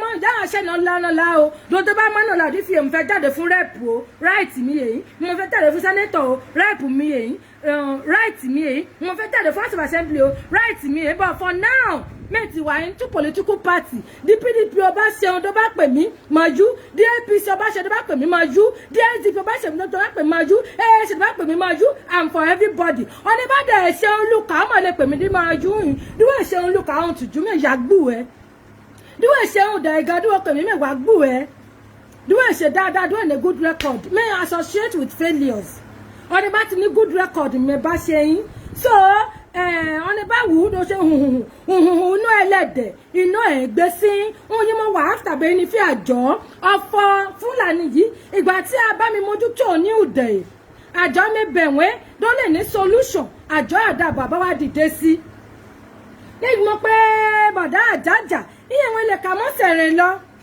iṣẹ́ yá ìrèdè gbé jíìpù ẹ̀ wọ́ jíìpù yóò yàrá lórí ní ká gbé lálẹ́ Fúlàní bá wò ká ṣe é ṣùgbọ́n tó bá ra alùpùpù kò wọ́n dẹ̀ bí àwọn olóṣèlú wa yẹn pé máṣíìnì dáadáa àjọ àdá bàbá mi pé máṣíìnì kan wọ̀nyí náà lè kà sáré kó ààbò òlú wa àwọn olóṣèlú wa yẹn pé máṣíìnì ẹ lè ka dúró máṣíìnì yẹn wọ́n ti pín ó ya pa ìyẹn àwọn olóṣèlú wa dán ti pín àjọ àdàbọ̀ àbámira máṣíìnì kó àwọn ọlọ́dẹ yìí àwọn OPC àwọn bàbá dúdú yẹn ṣe ti aládẹ́dẹ́ ṣọ́kẹ́tẹ̀ yìí àbámira máṣíìnì wọn Mr. olówó pọ̀rọ̀kú mo rí impact ẹni gbà ṣe mítì ní group náà wọ́n ṣe gan ni sàwọn ọba nítorí bá wa ké sí náà ní Ùdẹ̀ náà ti lè dìde sí ọ̀fọ̀ Fúlàní yìí Fúlàní máa gbúdọ̀ wọdẹ o Fúlàní gbúdọ̀ ṣe wá jàǹbá lóde o àjọ àdàbọ̀. Hello sir. Hello. Ẹ kálẹ́ sir. Ẹ kálẹ́ sir, à ń gbọ́ yín sir, à ń gbọ́ yín sir. Àwa ti ẹ̀rẹ́ àfáàdúdú sọ̀rọ̀ àfáàdúdú tó pè dúdú òṣà dátìdọ̀rẹ̀. Àfáàdúdú ẹ mà ṣe ń wá o, ẹ ṣe gan ni o. Ọlá máa bá mi ṣọ́ yín o. Sọ̀pọ̀tà tó wà wá fáìjà ìlú òru tá à ń lọ ní gbólọ́sì lọ́sì. I need the supporter, more support, not more support. Because nítorí ẹ̀ lábáyé sí àbọ̀sínú gbé lábáyé sí àbọ̀sínú gbé everywhere nígbà bá ti wà àwọn ọmọdé ìwé jáde níta gbogbo ọmọdé ẹ̀wọ̀n wáta. I need more support. Tó ti yẹ yín torí àwọn àwọn epo máa ṣe fúnra wa àwọn àwọn epo máa ṣe fúnra wa a dẹ̀ nídìí àwọn ọ̀pá náà lò náà bá lọ́pàá lọ́wọ́ àlébọ́ sínú gbóró kápù wọn ànídìí ọ̀pá ànídìí ẹ̀pà tó bó ṣe nídìí wọn. Ok sir ẹ ṣe gan ni sir wọ́n ti ń gbọ́ yín náà báyìí sir àtúnké síta ẹ ṣe gan ni Ọlọ́run máa dáàbò bò yín ẹ ṣe gan ni o ẹ ṣe gan ni yes sir. Mo bí kété wa àwọn ti gbọ́n yìí àfáà dúdú yìí mo dárúkọ ẹ̀ kété wa àwọn ti gbọ́n yìí àfáà dúdú tó fọ̀bẹ́ nígbò pè wọlé sí owó prógráàmù yìí fi hàn nídìí ìrànlọ́wọ́ egún àwọn kàmúrepo sínú máṣíìnì yìí máṣíìnì ara wa yìí ti lò bẹ́ẹ̀ àní ìdí máṣíìnì yẹn lè ká lọ àjọ àdàbọ̀ ẹ̀wọ̀n lídàsí wa àwọn olígi olíkòkó ọ̀ní ọlọ́run bùkún ìwọ ìwé ṣiṣẹ́ ọ́fíìsì díwọ́ orí jẹ dúró ṣẹ́kù ìwọ ìwé ṣe bísíǹsì ara ìdúró jẹ tó ṣẹ́kù àdìkẹ́tẹ̀ wa gbárùkù tì yín wọ́n máa kàn ẹ́ màṣánì ẹ̀ṣẹ̀ kan dúró ẹ̀gbẹ́nu dẹ̀ fámìlì ẹ̀ Ùdẹ̀ wọlé kókété fámìlì ẹ̀ kú dẹ̀ pátá ẹ̀ sí pọ̀tíṣà wọlé gànà yé yìí bí wọ́n ṣe president gan wọlé kókété fámìlì ẹ̀kú dẹ̀ àtàrí ìyá àkù àkàbà àkàyèyé àkù ẹ̀gbọ́n àbúrò àfámìlì ẹ̀yà fámìlì aya fámìlì ọkọ ó ti àkù kété wa ẹ̀ lè lọ́kù dẹ̀ ìtàn àjọ àdàbò ìyá bá lè ní náà ti mú ṣe support kan wọ̀nyí in terms of money àjọ àdàbò àdáṣe ọ̀nàbàdàn fún fẹ́ support fi ókè òwe wò fi kàwé lè sẹ́ndì ẹ̀ sí o pè mí akẹ́kọ̀ọ́kadọ́ sẹ́ndì ẹ̀ sí mi máa announce ẹ̀ ní program mi fi òye bẹ́ẹ̀ àmọ́ sẹ́ndì sí máa dẹ̀ pé àfáà dúdú àti bọ̀dá àjájà fi bọ̀dá o ìgò oyè ìyá máa sẹ́ndì sí mi yìí o dẹ̀wọ̀n mú repo o dẹ̀wọ̀n mú ṣe mobilization o òun yìí máa dẹ̀ fọ̀ ní program mi tó ẹ̀mẹ̀dọ̀ kọ́ mi stéènì nítorí ọ̀nìbá tí tòbẹ̀ òyọ́ ni mo dá mú gbé ṣubú òun àkàwá mi lókọ̀ mi bàjẹ́ òun yàrá sẹ́ndì sí mi máa pè ó dé mẹ́fì oyè bẹ́ẹ̀ a máa sẹ́ndì sí mi o oyè bẹ́ẹ̀ mo máa mú kò wọ́n yìí o ẹ̀ máa kú wọ́n náírà wà mí o àjọ àdàbọ̀ for accountability and transparency ó ṣe kókó dáì ká ṣe ìgbò ti ná egbodò kọ̀ wọ́n lẹ̀ ìgbò ti rí kẹta ajé rí tó ti jọ̀ mú ẹ̀ dá máa mú dáyé máa ta epo dá máa tà á sí àlàwà lórúkọ Jésù ayé máa tapo sálàmí o máa tapo sálà kẹta àwọn olólùfẹ́ mi lórúkọ Jésù o àjọ mo bẹ̀wẹ̀ kété wo bá fi bá wa ṣe ìrànlọ́wọ́ kò wọ́n àdádìde ìrànlọ́wọ́ kété òyìn pátá òun nídìí ìrànlọ́wọ́ yín bí ìkàmú program wá sí ìparí tó yọ jẹ́ ti lọ bí ìkàmú wá sí ìparí ní àṣálẹ́ yìí mo fẹ́ kíkété àwọn òbí àwọn àbá wa ní Ùdè ní àgbáyé kété pátá níbẹ̀ wọ́n ti gbọ́ mi fi ìwọ̀n kú àyájọ́ ọdún Father's Day ẹ̀mí wọn á ṣe ọ̀pọ̀ ẹ̀ ní ayé ìyẹn wọ́n ṣe ní ọdún ní ìwọ̀n ní ṣe ní àṣemọ́ happy Father's Day àbáyọ bá ti mú ọmọ ẹ̀dọ́ tán ṣùkú dótọ̀ sọ̀nà yóò tán nagbá lọ ìwọ̀n jèrè ọmọ ìgbì iṣu ọmọ nìdó bá jiná lórúkọ Jésù ẹni mí wọn ṣe àwátì ní orúkọ Jésù Abọ́sọ̀dé Ọmọwùmí màmá Vata wo ṣe ọ̀rẹ́ mi Ọlọ́run ká bá mi dá ẹ sí kété àbá mẹ́tì kí èkú ọdún òní o Father's Day mo kí kété wọn ìwọ́n ṣe àbáwá kalẹ̀ o nágbá lọ pé ajá wọn gbà ní ọwọ́ wa ò èkú ọdún òní ẹ̀mí wọ́n ṣe púpọ̀ o ìwọ bá dàbí wẹ̀wà responsible as a father this is a time for you to think twice fi ẹ mọ yí ọmọ ayé dáadáa ní ọ̀la o bóyá wo bísọ̀déwé ti gba ọmọ ìwé gbé pamọ́ bọ́ ẹ̀dùn tí alábẹ́ àyà ẹ̀ díwà ẹ̀dọ̀mọ́gbọ́n tù díwà alágbá ọmọ ìwò bí sí òde be a responsible father to your children because when mo yà á dà ní ọ̀la and tomorrow is at the back here very close to us we don't know what might happen so if it happens that you don't take care of your children ọjọ́ alẹ́ òun wẹ̀ mú ṣùrẹ́yìn o àjọ kété àbá má kò fi bóyá àyà náà ó ti ká ẹ̀dọ̀ ọmọ ẹ̀ òbí kò fún ìtọ́jú ẹ̀ náà tọ́jú ọmọ ẹ̀ bí ọmọ ní ohun ẹ̀yẹ ẹni ní ẹ̀yìn ọ̀la yín tọ́jú ọmọ ẹ̀ díkẹ́tì ẹ̀ dó lè ṣe dó lè ọjàlẹ̀ dó lè dún dó san dó dán dó ní sinmi dó ní ìfọ̀kànbalẹ̀ mi bá àwọn àbá ọ̀dà ìfọ́kù díẹ̀ káàtó òun mú ọ̀rọ̀ ìyànjú kò yí yóò yẹ pé irresponsible but ẹ̀ńtrà àti wà responsible tó àjọ àdàbọ̀ àdáṣojúṣe wa ní ilé kó ọmọ kó aya kó family orí ìbíbẹ́ ló pé kété ọkùnrin nágbà lọ ẹ̀wọ̀n ọkùnrin ẹ̀wọ̀n ní di irun orí àwọn dáwà obìnrin as a support àfi dáwà support wọn obìnrin kàfi what man can do woman can do better only some areas ọjọ́ àfi obìnrin lè do better o. But we women, we are really trying also. But today is Father's Day. So I want to say happy Father's Day to all fathers in the world. The happy Father's Day to you all. Ọlọ́run á bá mi lọ́ra ẹ̀mí fún yín ní orúkọ Jésù. Still back on the Fulani talks. Ẹjọ́ àdàbọ̀ yaba lè ṣe. Ọ̀nù kan tí fọ ìmọ̀ kàkẹ́kàkà ṣáìmọ̀ sì mọ́ra mo dúpẹ́ fi kàkà mi mẹ́kẹ́ yìí.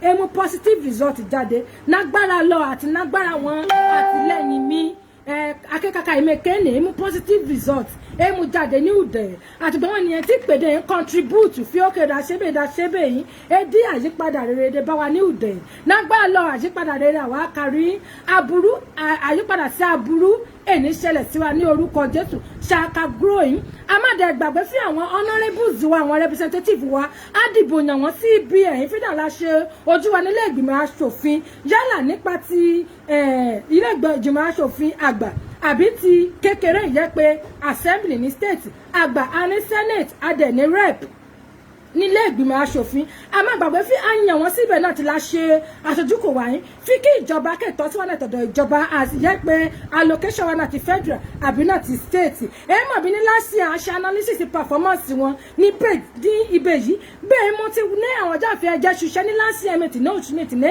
àwọn ọjọ́ àfẹ́ ẹjẹ́ ṣiṣẹ́ pọ̀ àyẹ́ pé elite dí àwa youth dẹ́ẹ̀dọ́ ṣiṣẹ́ pọ̀ bẹ́ẹ̀ mo ti ní ló ti pa àwọn ọjọ́ àfẹ́ orí wọn pé dẹ́ẹ̀wà political bias dáhùn sọ̀títọ́ ọ̀fọ̀ so nágbára lọ by next 2 weeks I discuss the performance àwọn olóṣèlú wa àwọn representative wa which is has to do with the House of Senate, House of Rep, House of Assembly and local government chairman tó láti ní local government chairman ó jẹ́ mẹ́rin so I discuss the performances wọn kéwọn ṣe kò wá ọdún máa fẹ́ bí a question nípa IGR wa ọdún máa fẹ́ bí a question nípa location wa náà ti federal fi kéwọn èmù ṣe sí opportunity ara náà ti pè wọlé sí orí program yìí a ṣe performance indicator wọn which is yolo ìbòdè pé appraiser at the end of 2 years in office àti ṣe 1 year so wọn yà wà ọyọ ní kókó bá mú ti wọn ti 2 years ayọ̀ kúrò torí a ní pamọ́ ná sí akípẹ̀ sí archive wa ti yẹ yìí àti analyze àti gbé jáde kàbẹ́ kù díẹ̀ káàtó sí ká lè ṣe sí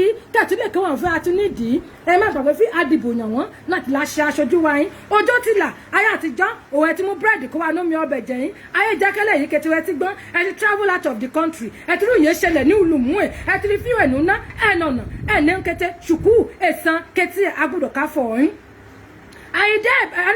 àìlè sọ̀rọ̀ ìbẹ̀rẹ̀ orí burúkú àìlè sọ̀rọ̀ tó ti wá ń sọ from there àjọ àdàbọ̀ débẹ̀ ti ṣe program yìí fún devil wa máa fi ẹ̀ka ẹ̀ ọkàn ẹ̀ try láti contribute pé wọlé kọ comment síbẹ̀ yìí so bá ti di next 2 weeks ẹ ti dúró di achievement ti àbáwá in 2 years in office the person of Senator Ayo Akinyelure dọ́lọ́ nǹkan bá dẹ̀mí ẹ̀ sí òun ẹ̀ ti dúró dè dá nǹkan tí wọ́n sóde yín fún yàn án ti ṣe fún 2 years kó ìlú yìí rep yẹn house of rep wa honourable Tajudeen Adéfisóyè ó ti kọ tẹ̀ sí òde fún yóò ṣe yìí house of assembly wa náà ó ti kọ sẹ́ẹ̀ sí òde yẹn honourable Festus Ọlárẹ̀wájú Akíngbàsọ ó ti kọ tẹ̀ sí òde fún yóò ṣe in 2 years in office 2 years in office yìí kétí ẹ̀ òun àti keep that keep yìí so ẹ̀dúró de ti àbáwá tó bá ti tọwọ́ dé then we'll be able to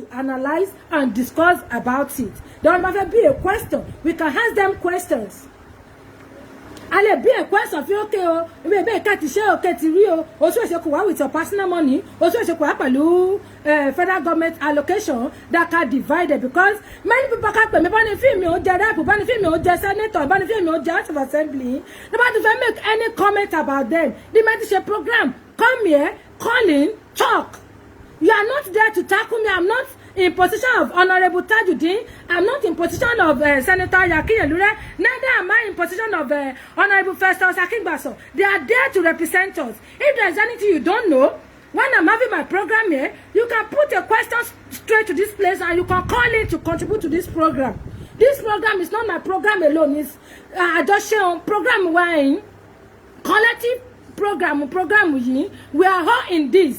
Náà ti dùn lúwa do ní ìgbéga náà ti dùn lúwa do san kẹtí à ń sáyín nágbá lọ kẹtí à ń sáyín ọyọ bí ọba kù díẹ̀ káàtó sí Ọlọ́run bá wa túnṣe lórúkọ Jésù ẹ sọ ní balance ẹ manage ara wa yín tilẹ̀kùn ẹ sọ ní balance ẹ manage ara wa yín dọ́nà jọ̀dọ̀ gbé kété wa ga àjọ àdàbò lórí ọ̀fọ̀ Fúlàní àdàmúra sí ọ̀fọ̀ Fúlàní yìí o Mr. Morakinyo wo ṣeré bàmí President Odùduwà wò ṣe bàmí ó lọ adarí Odùduwà wà ní dárí ngbà torí dákájú yàyí dáparúṣẹ́ dámọ̀rúṣẹ́ díẹ̀ graduate ní school dọ́mọ̀rúṣẹ́ ṣe ẹ̀dùnmọ́ àná Mr. Ige Emmanuel wo ṣeré Ọlọ́run ká bá mi gbé wọn ga Odùduwà nation yẹ wẹ́kẹ́ ìnágbá lọ́hùn Ọlọ́run mú kò wá ṣe Odùduwà nation àrígbà torí èyí zì dúùyà ká jẹ ayé dáká dààmú ká the country bá okay so we travel out fún tó bá travel ó kàlà go na ti ní experience nípa other countries though they come back to your country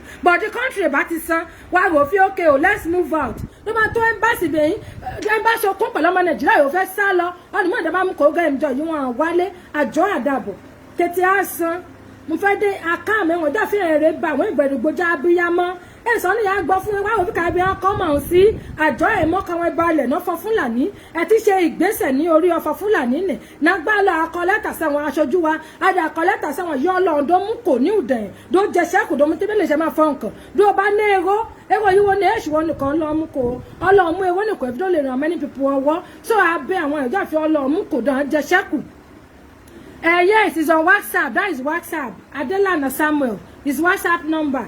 So Ọlọ́run mú kò wọ́n tó ṣẹ́kù àtúbẹ̀ wọn fi dàn jọ́ àwọn ọjọ́ àfọ̀jẹ́ bíbí philanthropist ní àárín wa dèwọ̀n try àti ṣàánú kó dé nígbà gbogbo èsì gba tẹ̀dọ̀ wọn fún any program ní ìṣẹ̀ ẹ̀dásí nágbà Ọlọ́run ká bá wa pèsè kò wọ́n ọ̀nà òwú náà tó ṣe náà dé ní orúkọ Jésù tó kù díẹ̀ káàtó nágbà Ọlọ́run àtó ẹ̀dẹ̀wà láṣẹ́kù ní agbára Ọlọ́run kété wà á san kété wà á dárakò ọ̀fọ̀ Fúlàní yàjọ́ àdàmójútó òun o àdàmójútó ó ṣe kókó àdàmójútó òun torí láìfù wa ó mátà gan-an adúpẹ́ níwá kété wọn ò join ní prógrámù yìí ní àṣálẹ́ yìí èwọ̀n ṣeré ukú àpawọ́n o èwọ̀n ìnírógún ìdààmú ní orúkọ Jésù ẹ̀mí dìka lọ ní alẹ́ yìí ọlọ́ọ̀ni dá ayọ̀ gbogbo òun ní àkókò yìí àkókò ìgbẹ́bẹ́gbẹ́ oh another call hello hello.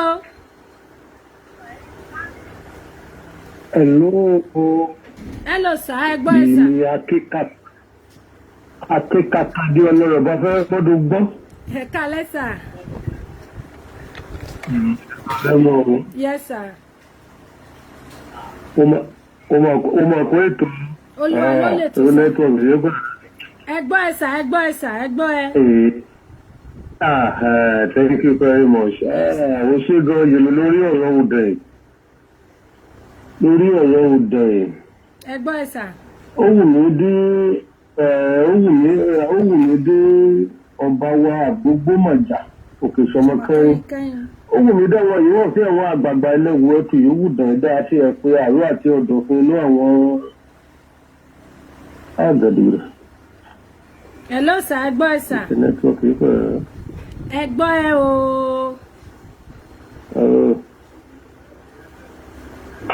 Nẹ́tíwọ́ọ̀kì something else. Dáàbò yìí mi jọ ọmọ bínú. Ẹ gbọ́ ẹ sà o. Ọ̀dọ̀ mi dáadáa fọ̀dọ̀. Nẹ́tíwọ́ọ̀kì ní ṣe ń rí yìí ọmọ bínú. Ẹ gbọ́ ẹ sà. Ṣé ẹ gbọ́? Dátí ẹ pé àwọn ìyá pé àwọn ẹ̀rọ ti ṣéǹtì wa àwọn ìyá àdá béèrè ni wọ́n dápè wọ́n tó pàdé.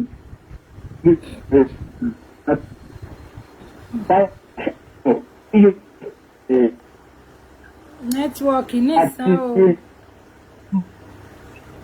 Bóyá ni à ń tún àti pè padà nẹ́tíwọ́ọ̀kì ní ṣe ségesège. Nígbà tí bá ọ̀fọ̀ mi ń lọ gbogbo ní ìgbà àti àkókò yìí àkókò kan wá abí wa ìgbà àkókò náà kú wa wá ìsọ̀ní fẹ́ kú bọ̀ a fẹ́ lọ sí heaven àkókò kan náà akágbẹ̀ ìgbà náà àtúkà ká mo fẹ́ kí ọ̀rẹ́ mi gbajúgbajà akọrin ọba akọrin ìjòyè tí ó kú ara fẹ́rakù ti àbá yóò ṣípò padà ní òrùn ìjẹta ìyẹn mẹba Destiny akọrin ọba sọ̀rọ̀ Mr. Ọláolúwa Destiny ìyẹ́kọrin ní ìdẹ̀ kété wa ó mọ̀ ọ́n débẹ̀ kọrin bẹ́ẹ̀ wákàjọ́ lọ tẹ̀lé rẹ̀ oh sorry network. Hello sir. Hello sir. Mo kọ́mẹ̀ntì kan sí ojú péjì mo èrò fúwo ká. Okay sir. And two mo fẹ́ mọ̀ ṣe ni sí Amada support yà fẹ́ mú kó àwọn vigilante àbí ọlọ́bẹ̀. Bẹ́ẹ̀ni sir. Ló máa lọ sí ọ̀dọ̀ àwọn bíi méjì àbí mẹ́ta. Okay sir. Ó possible dáwọn lọ́balọ́ba dáwọn bá pè pàdé dáwọn jòyè bá dáwọn fọ́ọ̀mù committee. Náírà representative yóò jẹ́ bí a jẹ́ vigilante ní high committee. Olùyọ̀ àṣẹ níbi COVID-19 dáwọn ká support relief ló dá ẹ̀. Bẹ́ẹ̀ni sir. So committee in place. Committee okay, were in place so that ọ̀nà bá fẹ́ contribute. Bẹ́ẹ̀ni sir. Send èrò lọ. So èyí jẹ́ kí ó lọ sí ọ̀dọ̀ ọ̀nà carbon méjì yóò ní wà table. Okay sir. O ṣé o. Okay sir, thank you sir.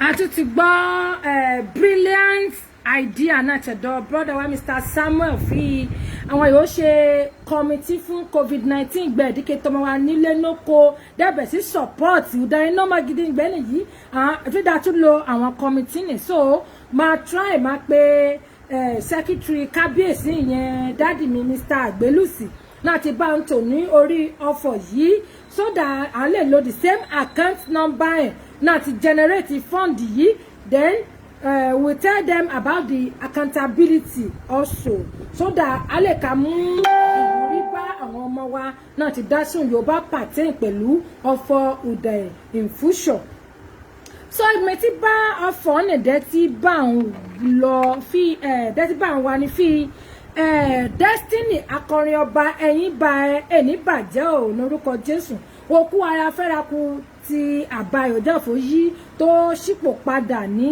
ìjẹta accept condolence wa o èsì náà adúpẹ́ fi ikú ẹ̀wá náà ti bí kékeré dọ́ka mú ọmọ uléwìn lọ ó bẹ̀rẹ̀ náà torí àgbà kété wa pátá òun àgbẹ̀yìn àgbàwá ẹ̀ lórúkọ Jésù ẹ̀sà wáyé má lọ kan ẹ̀sọ́ níṣẹ́ àkú ẹja ṣe rere ẹja ṣe dáadáa má gbàgbé if you are in a position today you are gonna leave that tomorrow ṣogun ìdílé ṣòye ìdílé even in olden days about kingship láti jọ́ àìtì ìdílé nídà ìdẹ́bí àti kò ṣèlú bọ̀ oríṣiríṣi ẹ ti ṣí oyè ẹ ti pín òun síbò mú ẹ̀ so ẹ sì ń lọ permanent in this life it's all temporary akavi is in vain it's true it is in vain. So it's only ní kú ṣùgbọ́n where you are today what are you using that position for? Are you helping others?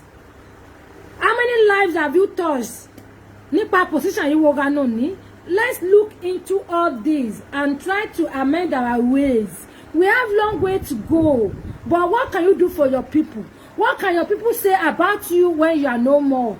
About destiny wọn tún kù yìí bẹ́ẹ̀ yín ẹ̀sùn yóò ní ayé bẹ́ẹ̀ yín ó rántí dáka gbòkú ẹbọ kan bọ̀ òkú ọlọ́mọ rẹ̀ yín gẹ̀gẹ̀ la ó gbé òkú ọlọ́mọ gẹ̀gẹ̀ la ó gbé so destiny ẹ̀ wọlé abá ẹgbẹ́gbẹ́ ẹ̀ gẹ̀gẹ̀ súwò dábà ti jù súwò á padà lẹ́yìn ẹ̀ àkùn àti iṣẹ́ ọwọ́ ẹ̀ elédùá kàbí ìfikún ìgbélé ayé ṣe é ń gbàgbé sẹ́túwẹ̀tì mọ́ fọ yé ìsọ́nà ìṣà kan náà jọkàn èdùá bí ìnáwó àfikún ìgbélé ayé ṣe é so ìsọ́nà ìṣà kú o nágbá lọ́wọ́ ẹ̀nìkún kékeré lórúkọ Jésù lókè nípa wa ní kíákíá àwa dàgbà àdògbò nínú ọlá ní ìfọ̀kànbalẹ̀ ní orúkọ Jésù mo dúpẹ́ lọ́wọ́ kété wọn yìí ó pè wọlé ní àṣálẹ́ yìí ní orí prógrámù yìí ló bá tún di ọ̀sẹ̀ yìí wa àtúkà pàdé lórí prógrámù yìí yóò gé akékaka má gbàgbé mo fẹ́ notify wa nípa prógrámù yìí this program ní ká jẹ́ òdẹ ìnùkàn mọ́ anymore because mo notice fi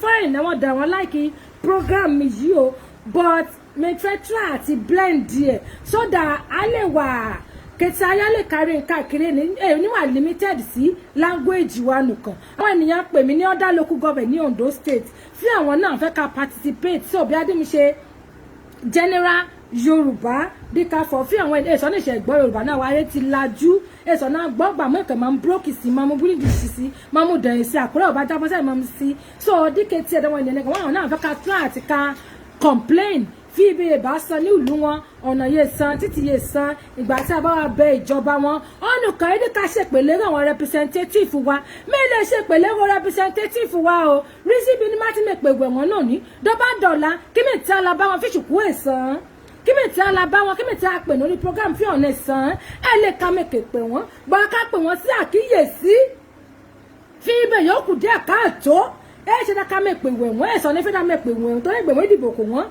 me pè wọ́n ní poly unit wọn o nígbà ìdìbò kò wọ́n so ẹ̀gbọ́n ti wọlé tán tá a ká pè wọ́n yọ sir this area is bad can you help us to look into it sir yeah ó kù díẹ̀ what adjustment can you do for us sir this and that òun kùn yìí o mẹ́lẹ̀ kàdédé wá dédé ká ṣèpè sọ́ọ́ lè yẹ̀yí àgbàdo àdó ń jèrè ọmọ tó fi mi ṣakẹ́ kaka rí ká bèpè léego wọn no mẹ́lẹ̀ ṣẹ̀ mọ́ fọ́ mẹ́rin ẹni political salary ọjọ́ àfẹ́ ń sanwó kò mí o wọ́n ní máa fi wọn mú mi sí sálárì kìíní ọ̀dọ́ mú payslip jáde yèmí sanwó kò mí lóṣooṣù dọ́ mú keep mi mọ́ tàbí o ti gbé millions kò mí dọ́fídì gbàdí mẹ́rin ní ráyè tò ní máa fẹ́ tò mẹ́ẹ̀tì rí o dábàdẹ̀ ẹ̀gbẹ́ wọn lè kò mí mo gbà yín má dẹ̀ tò alùkẹ́ pa mí wọ́n ní bá fi hàn pagbá alùkẹ́ pagbá ìpàwọ́ ní bá ti fi hàn pa mí dòrò mọ́jú ilé wọn ìgbérara àti kẹ́nu ìdílé ẹ̀ ní kíákíá lọ́rọ̀ nílẹ̀ tó méjì lójúmọ́ dífìrí tọ́nù kẹ̀ṣọ́ bàjẹ́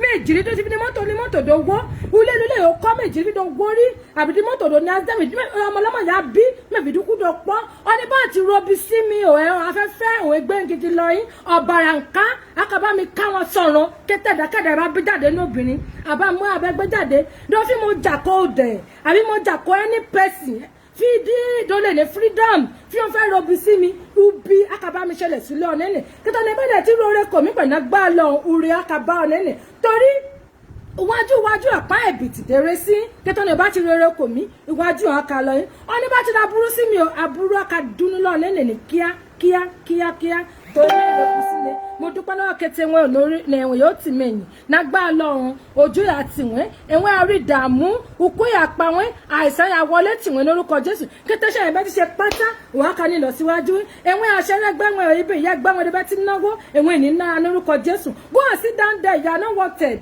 ẹni ṣẹlẹ̀ tí wọ́n lórúkọ Jésù ọ̀nà rádaràda ọ̀hún ẹ̀fọ̀ bọ́ọ̀sì tó o bá ní kété ayádìmọ́ afẹ́ di fámìlì ẹ̀ kẹtì ayé àdìmọ́ afẹ́ di family bọ̀dọ̀ ẹ̀bá ní ààrẹ kẹfẹ́ fọ ẹgbẹ́ àṣọ̀ngàn ààrẹ sísì ṣùgbọ́n bí o bá ti ní kẹtì ayé afẹ́ associate pẹ̀lú ẹ and let me tell you don't because you are in one position today and look down on others no one knows tomorrow because nágbà lọ́dọ̀ ọlọ́màdí aburú ló ṣẹlẹ̀ sí wa ìpadà sẹ́yìn ẹni jẹ́ tiwa lórúkọ Jésù ibi àbá ti ga àdàkàṣe rere ó pé ìkà èsùn ìyàfẹ́ mú bọ̀ ń bí ẹ o mo dúpẹ́ lọ́wọ́ kété wọn ìdúbà di ọ̀sẹ̀ yìí wà láyà àti àlàáfíà àti ká pàdé ní orí prógráàmù yìí èwọ̀n ṣeré o èyí dẹ̀ kú àtìlẹ́yìn mi ojú ẹ̀ máa tì wọ́n o mo dúpẹ́ lọ́wọ́ kété wọn ẹni máa ti jáde sí prógráàmù yóò ga kékaka dẹ̀ wọ́n ti sáré jáde dẹ̀ wọ́n ti tì mẹ́yìn èyí ṣèmẹ́ra dátà kò wọ́n ibi ẹ̀wọ̀n ti mú ewó nìlágbá lọ́run àpò ṣàṣàmùrà ẹgbẹ́ àgbòwọ̀n ènìgbẹ́ ní orúkọ Jésù èwọ̀n ṣeré o láyọ̀ àjíyàn o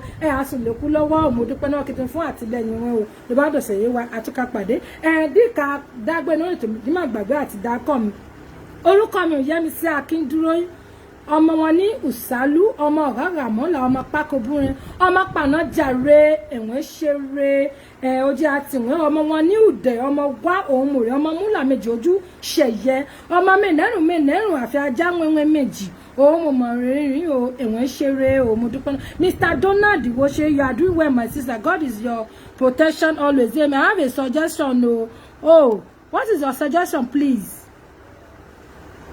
Mo ti tẹ back camera ẹ mo ma tẹ back camera pa o kí suggestion ni o yóò ní suggestion o ẹgbẹ̀dà o I have suggestion o Ayọ̀ Ọ̀dèjì gift please let's hear you out please kí suggestion ẹ dàbọ̀ bó wa kàn síbẹ̀ yìí wá kọ suggestion ẹ o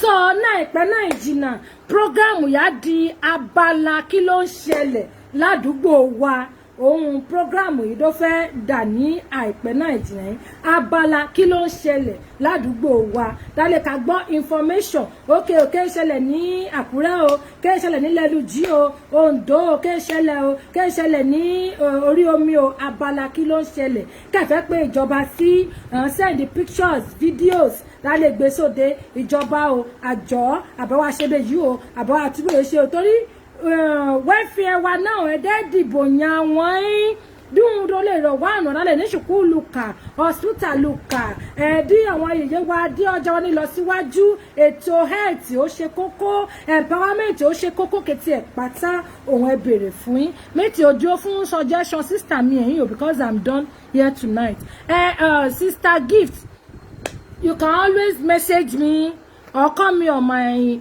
number so that we can talk about your suggestion so from there we will be able to know what to do about what you're about to say.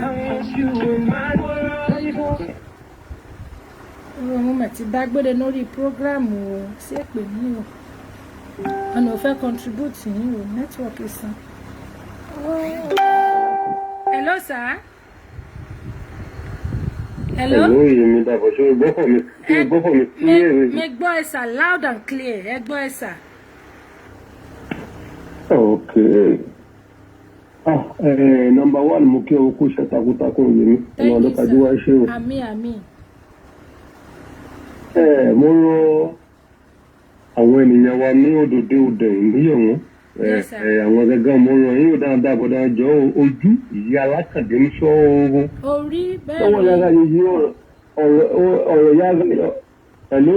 Ẹ gbọ́ ẹ sà ẹ gbọ́ ẹ o bẹ́ẹ̀ ni sà.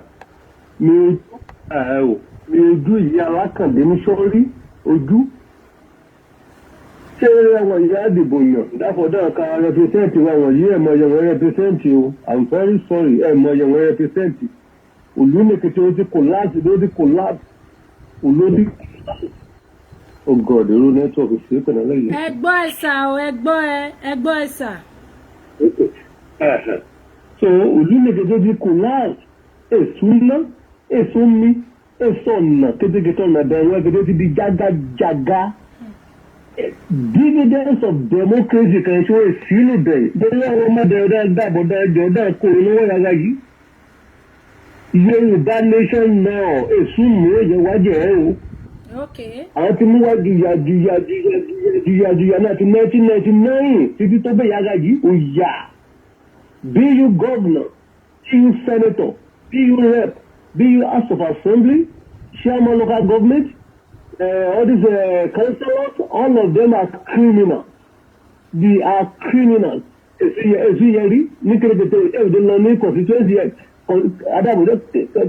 Constituency náà láwọn àdìgbò kẹ́lẹ̀ rí tọ́ka sínú ìdẹ̀rọ̀ fún ọ̀fọ̀n ṣe náà gba ìdá àti ayé àwọn òde kọjá sẹ́yìn látàyé àbá akéyògà tètè wọn bẹ́ẹ̀ kété ayé ìwé aláṣẹ tètè wọn bẹ́ẹ̀ àwọn èdè ṣe kọjá nùdẹ̀.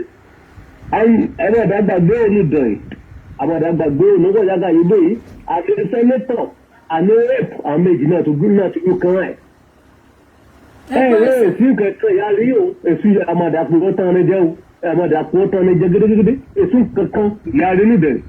Ìyá yìí jẹ́ àwọn aládàá ẹ̀ ń bí ẹ̀. Ewé yìí sọ́nà náà kó ìjọ òkú wáyé ọkọ̀ kẹ̀yà ní péré mọ́ ẹ̀. Ewé yìí wọ́n sọ níyọ̀ náà yọ̀ wọ́n lọ́wọ́ yàrá yìí ti kékeré.